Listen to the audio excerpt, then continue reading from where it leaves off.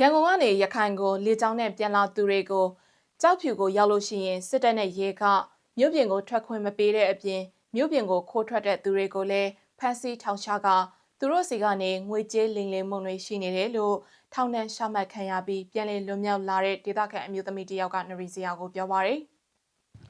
တချို့ကတော့ထောင်ချမှာကိုစိုးရင်တာကြောင့်အာဏာပိုင်တွေကိုလက်ငွေပေးဆောင်ကြသလိုတချို့ဟာလည်းငွေမပေးနိုင်တဲ့အတွက်ထောင်ချသွားသူတွေလည်းရှိနေပြီးထောင်ချခံရမှာကိုစိုးရင်ကရဲပါဝင်တာဝန်ရှိသူတွေကိုငွေပေးပြီးမှထောင်ချခံရသူအထက်မှာသူမတယောက်အပြင်နောက်ထပ်အမျိုးသမီးတယောက်လည်းရှိသေးတယ်လို့သိရပါဗျ။ကြောက်ဖြူမြို့မှာရဲစခန်းမှာလက်ရှိအချိန်အထိဖမ်းဆီးခံထားရသူတွေရှိနေပြီးသူတို့တွေစီကနေစစ်တပ်နဲ့ရဲတပ်ဖွဲ့ဝင်တွေဌာနဆိုင်ရာဝန်ထမ်းတချို့တို့က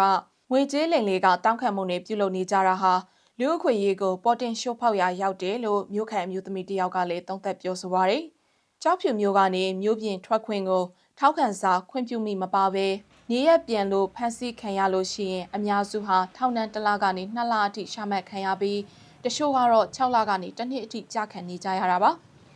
ရန်ကုန်ကနေပြန်လာသူတွေဟာကြောက်ဖြူမျိုးကနေတဆင့်ရေချောင်းကနေမြောက်ဦးကြောက်တော်ရသေးတောင်မင်းပြမြေပုံပေါက်တော်မအီတောင်ကုတ်ရမ်းမြေစတဲ့အေးအေးထိန်းချုပ်ထားတဲ့နေမြေတွေကိုတွားရောက်နေကြတာလည်းဖြစ်ပါရဲ့ရှင်